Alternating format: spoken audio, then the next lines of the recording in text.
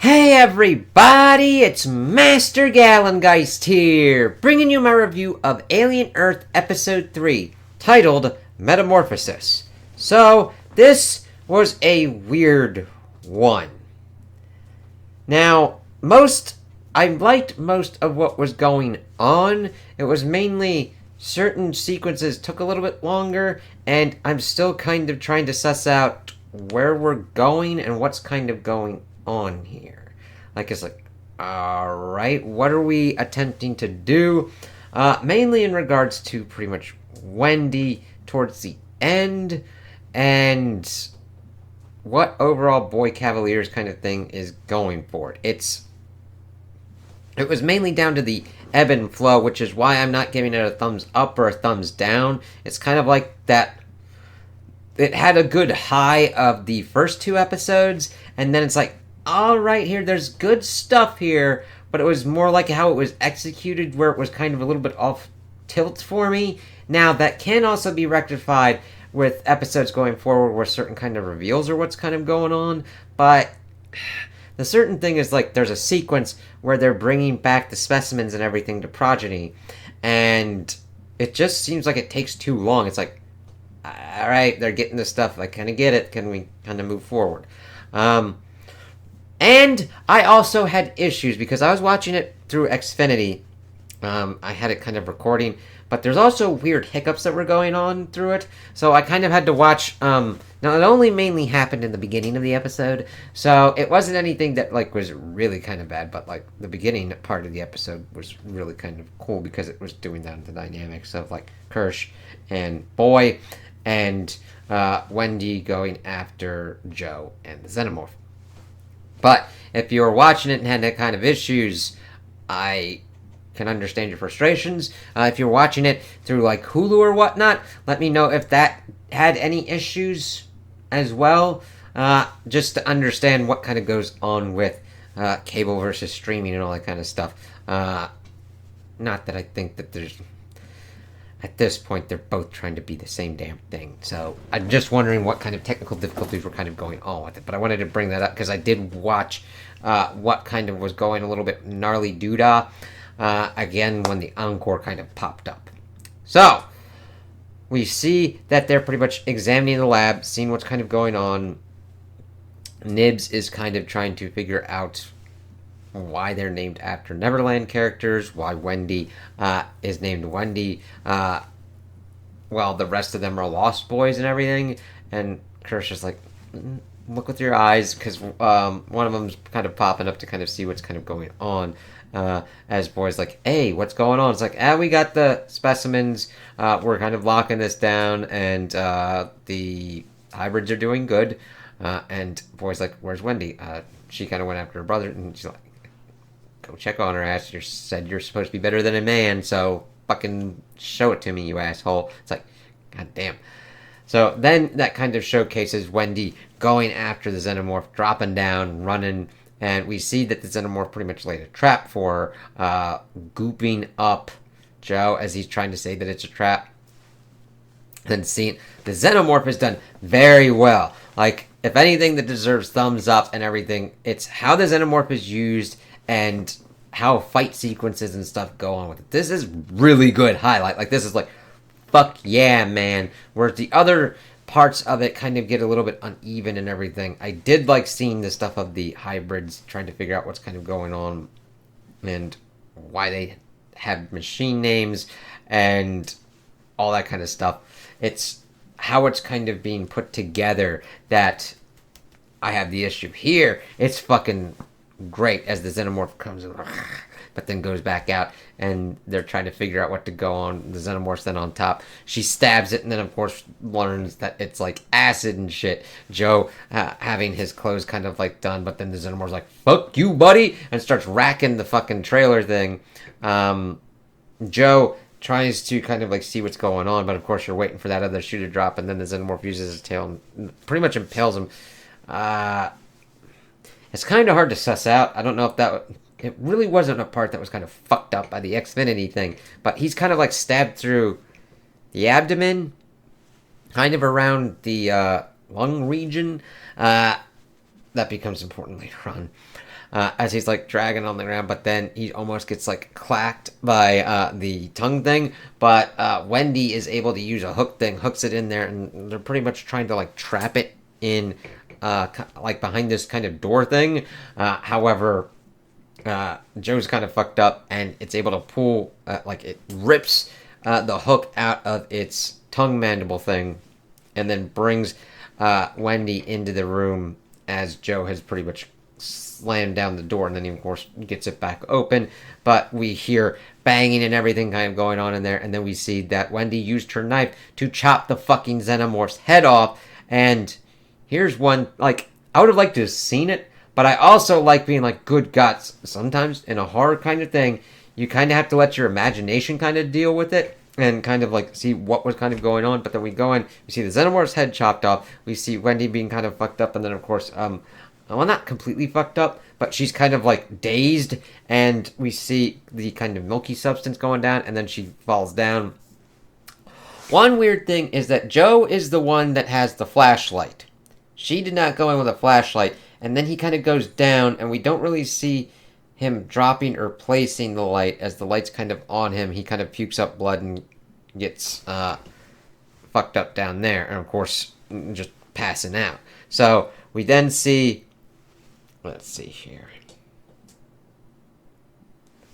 so that kind of links up to them after Kirsch and the rest kind of get everything together. So Kirsch is making his way to the Xenomorph eggs. We see, let me see, Smee and Slightly are guarding the Xenomorph eggs, as Smee kind of brings up, like, oh dude, look at these fucking eggs and shit like that. But then Morrow pops up and like, alright, who the fuck are you? What the fuck's kind of going on here? And they're like, dude, they were acting like kids on it, and he's really fucking confused. He's like, aren't you machines? Aren't you synths? Because these fucking things aren't reacting. And they're like, when it's a machine, not a machine. It's like, what? They're just talking about parents, and they're like, what are you fucking talking about? So he's kind of also relaying this kind of things, like, you're the security officer. Do you let all these people die that are supposedly your friends and everything? And of course, he's like, Slightly like, everybody needs friends. But then Morrow is doing a data dump that also deletes the data from his head, I think. Like, depending upon what it kind of is, and it looks like a painful process because he's sweating and shit like that, and pretty much goes, he takes one of these things from his cybernetic hand and puts it on Slightly. He's pretty much choking his ass out, but then of course Kirsch pops up like, hey, fuck off, buddy, and the dude's like, ah, and then jumps out the fucking side, and he kind of escapes.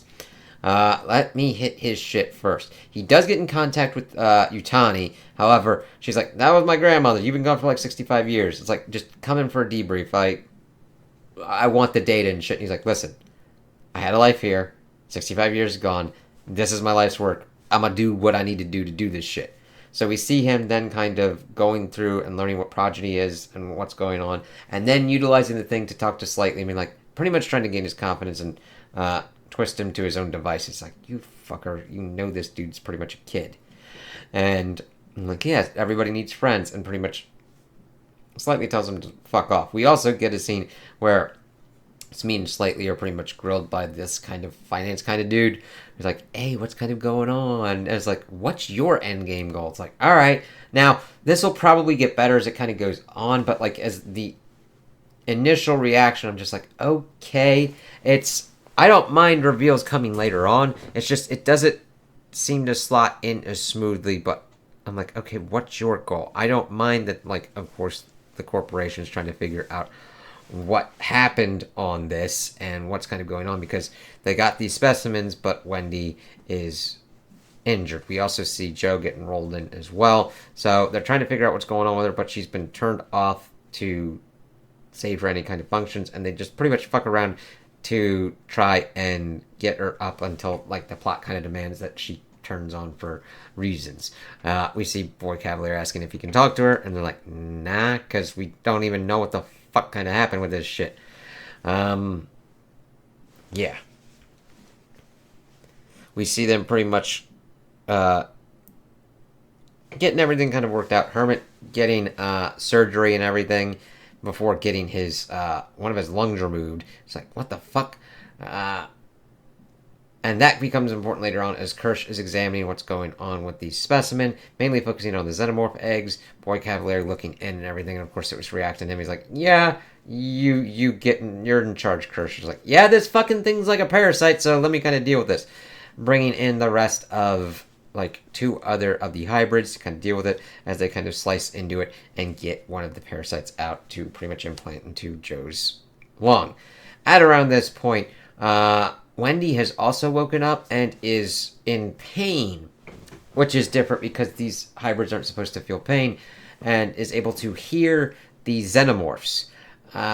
It's really kind of interesting that 1, she can hear them, and 2, that it causes her distress because this thing's in distress because they cut into the egg, they get out the face hugger, they chop into it as well as possible and deal with it. It's like, okay, and then bring it out and put it into a lung. It's like, all right, interesting there. So we'll see how that works out. And she then passes out after it's been pretty much extracted from the face hugger on the ground. We get no reactions from Kirsch or the rest of the hybrids that are in there. It's like, okay, what the fuck's kind of going on here? We also get Curly confronting Cavalier on the favoritism that he shows towards Wendy, and mainly because she's the first. And Curly's like, yeah, my dad used to throw out the first pancake. It's like, god damn, you don't have to go that fucking hard. She's like, I've got ideas and everything like that. And Cavalier kind of plays along with her game, being like, all right, I'll give you some books and shit. You read them, and then we'll have our conversations and stuff. It's like, oh god, we'll have to see how this kind of inner politicking kind of works out here. Which it pretty much would. I mean, even if these weren't kids, what Cavalier is doing would instigate this kind of thing, especially if he's just going to be a dude that's like, I want to deal with the smartest person. Let me see. So that's pretty much...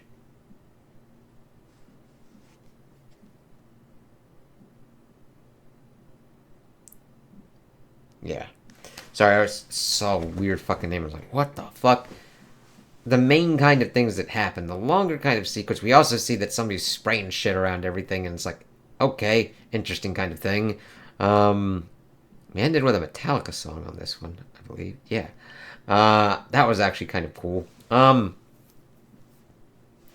we got a lot of, well, not a lot. I mean, we don't have any, we've only seen the eyeball and the blood bugs at play at the moment. We still need, and then of course the xenomorph. So we've got like the plant one, and some other one. 5 is the main ones. But it's going to be intriguing to see how Morrow gets to the island, how he attempts to pretty much get in the graces of Weyland-Yutani, what the kind of link up is going to be with Wendy and the xenomorph and everything like that, and of course Cavalier's other dude questioning Slightly and Shmi about what was kind of going on. Still, everyone's acting was on point. Action scenes were well done. I like the effects and everything.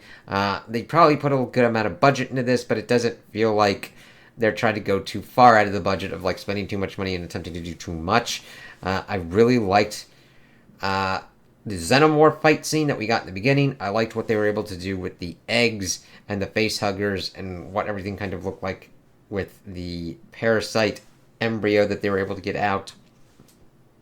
I'm intrigued to see how Curly kind of works in this effect and what kind of goes on that route. If she does come to kind of like a physical altercation, we already see that she considers Wendy kind of an opponent and rival for her to kind of take on.